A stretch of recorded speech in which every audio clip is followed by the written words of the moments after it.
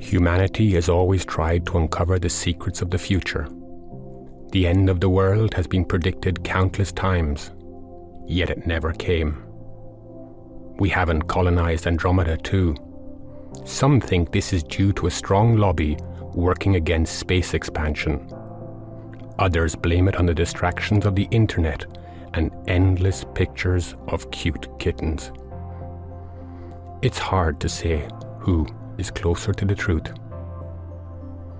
One thing is certain, here in Krakow, where ancient cobblestones recall the times of the Jagiellons, narrow streets and towering Gothic church spires stand side by side, with sleek skyscrapers and neon-lit data centers. The line between human and machine is now blurred. In the year 2077, in this city at the crossroads of past and future, cooperation between humans and androids is a normal part of life. These androids don't just serve as advanced adding machines or tools for complex calculations. They work as true partners and co-creators of our reality. At HEINEKEN's headquarters in Krakow, human creativity combines with the precision of androids to set the standard for excellence. Each day, teams of people and androids work side by side, navigating the intricate digital worlds of finance, logistics, and customer service. It's a careful dance, data blending with intuition, code with creativity, logic with emotion, all woven together. But even in a world as organized as this, there is still no complete immunity from cyber threats.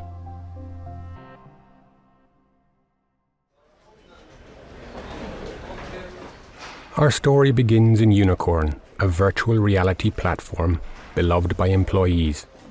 This corporate VR space was designed for relaxation and combined a passion for exploring new digital solutions with a deep commitment to supporting employee well-being. Unicorn was created to offer moments of rest during the workday. It allowed people to instantly transport themselves to any location on Earth, enjoying peace in digitized landscapes. Secluded beaches, lush, untouched forest, distant mountain ranges, manicured Zen gardens, even narrow streets of Paris, Porto or Rome. Wherever your happy place was, you could get there with Unicorn. The virtual space offered numerous ways to personalize the experience. Weather settings, time of day options, and ambient soundtracks allowed each user to craft their ideal environment. For those with a spirit of adventure, there was a randomizer that created unique combinations from all available elements. But personalization didn't stop there. Unicorn allowed people to track personal wellness indicators that measured stress reduction, focus improvement, creativity, and nervous system regulation.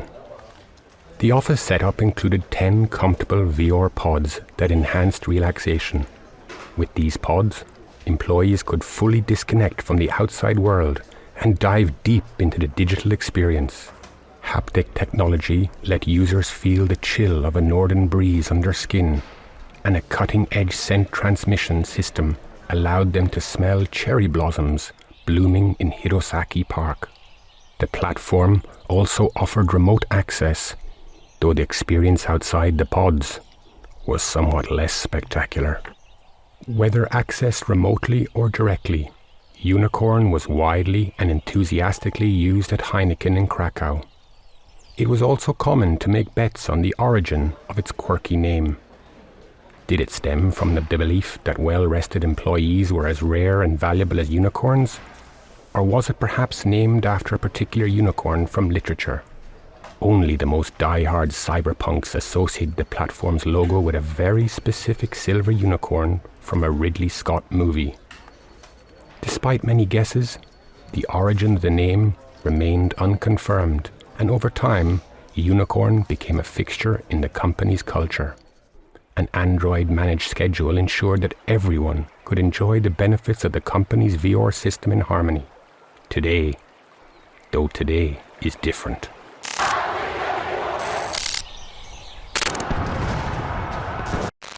Everyone logged into the company VR felt the jarring disturbance. A tightening pressure like the onset of a migraine, followed by a wave of dizziness. One of the sleek pods adorned with the logo of the horned origami horse hissed open, releasing an obviously dazed and pained employee into the softly lit hallway. Oh, what was that? Did you feel it too? It was like someone just squeezed my brain. For the androids, this impulse was even stranger. They don't feel pain, nor do they use unicorn for relaxation. Yet today, the impulse from the VR core reached them all, distorting their digital pathways with something entirely new, colourful hallucinations and vivid dreams that defied their programmed reality. For one brief, fleeting moment, the robots working in Heineken's hub lost the rhythm meticulously designed for them by their developers.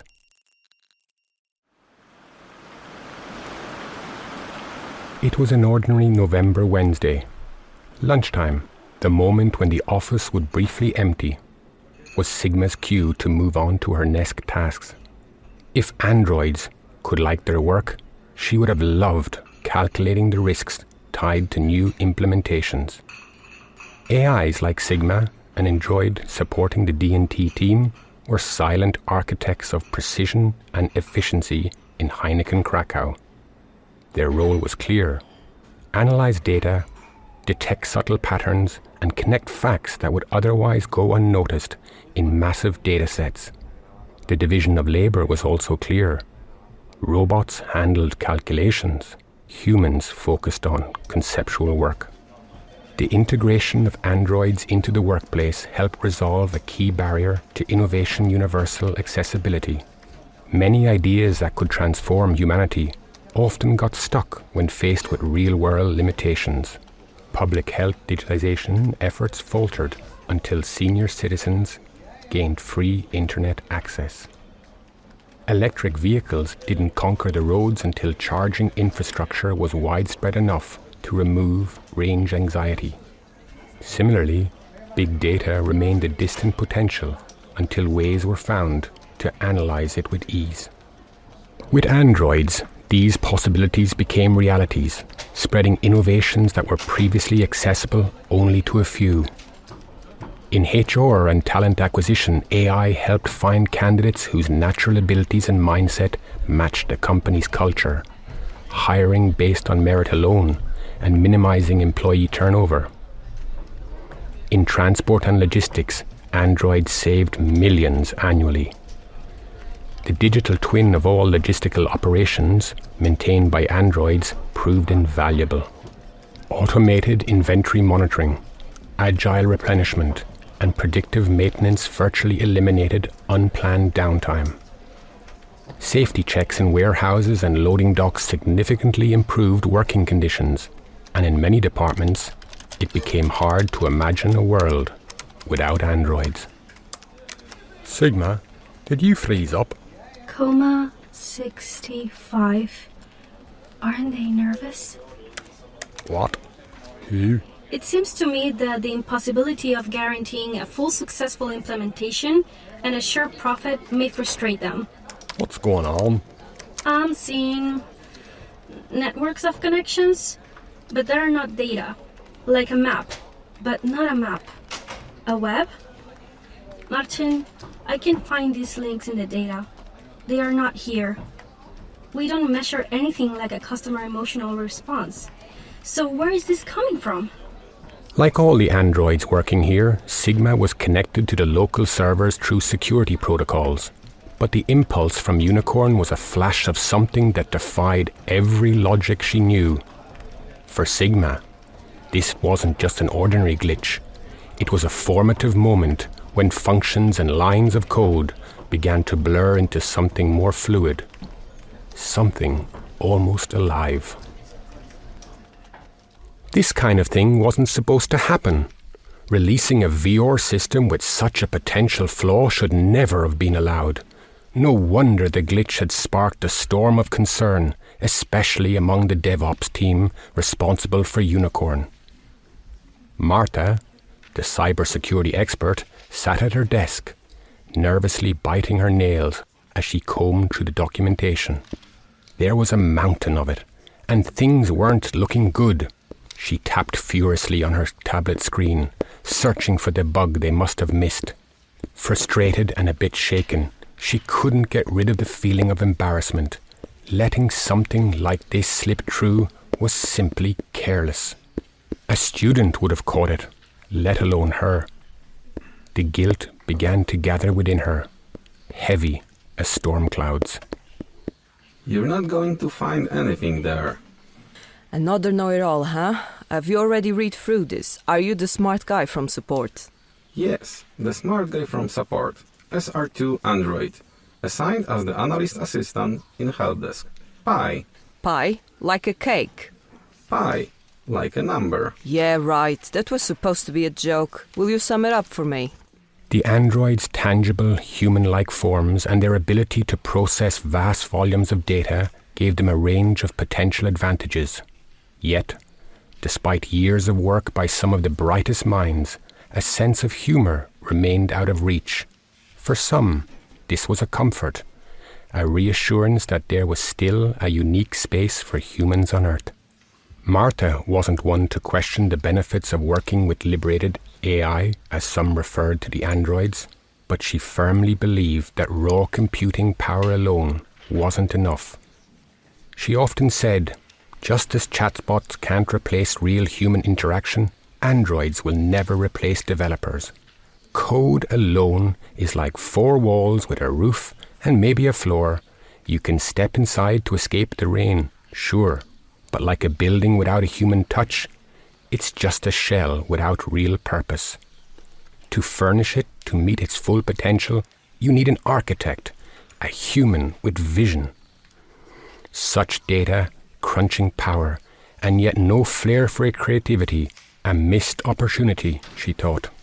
I was going through the unicorn logs, just a moment before that glitch hit. Marta, I just cut off from the server. Something must have happened. Activate protocol OWL. Try to restore the connection. I'll find out what's going on. What began as a routine investigation into the beloved unicorn at HEINEKEN Kraków suddenly erupted into complete chaos. As soon as the door closed behind Marta, she knew that whatever had happened had turned this beautiful, peaceful Wednesday upside down and inside out. Frozen financial transactions, jammed customer service lines. What was once a meticulously organized daily routine in the office building on John Paul II Avenue was now pandemonium. For even though it wasn't visible from the tram stop in front of the office, whatever was happening here in Kraków had influenced the entire company globally. This was where teams operating that shaped the work of many people worldwide. Here, the finance team managed customer settlements while also carefully analyzing data that informed crucial business decisions. The digital and technology team actively sought innovative solutions and ensured the highest safety standards wherever employees used digital tools. From here, the transport management team planned and optimized deliveries of ingredients to breweries and beer to customers, making sure they always arrived on time. Everything had to work, and it did. Like a well-oiled machine fueled by employee enthusiasm, it was easy to imagine that it couldn't be stopped by just any attack. All right, Pi. It looks like everything's down. Customer service systems, accounting. This doesn't look good. Unicorn, schmunicorn. If we don't stabilize the system, everything's going to fall apart. Restoring the data will take us ages. I'm processing these logs and comparing them with your cybersecurity reports. I've detected an anomaly, an unauthorized protocol in the system. This can't be part of the standard configuration. What is that? Tell me now. In the midst of the turmoil and chaos, Pi remained unfazed. His synthetic mind calmly sifted through petabytes of data, isolating anomalies, visible to him as tiny red lights in the ordered structure of code. Marta held her breath. I've got it. Here, take a look. Social liquid? Do you recognize that protocol? It's hidden, active, and unauthorized. It's spreading through the system like a virus. We need to isolate it before it completely takes down the system. Never heard of it. Sounds a bit like a developer's joke. Do you think this has anything to do with the crash of all systems? Marta, I'm an android. I don't think. It either is there or not. I don't have enough input data to draw a proper conclusion. However, if we compile this with the glitch data, we could extrapolate a common factor. Let's go down to it. We're running out of time. Isolated. Removing data. No, wait! We need to investigate this. Think about it. 2 such failures in one day. This is not a coincidence. No, it's not. Social liquid. Damn, what could this be? Marta, could I have tasted beer? It's illogical, but I feel like that's exactly what just happened. Digital beer?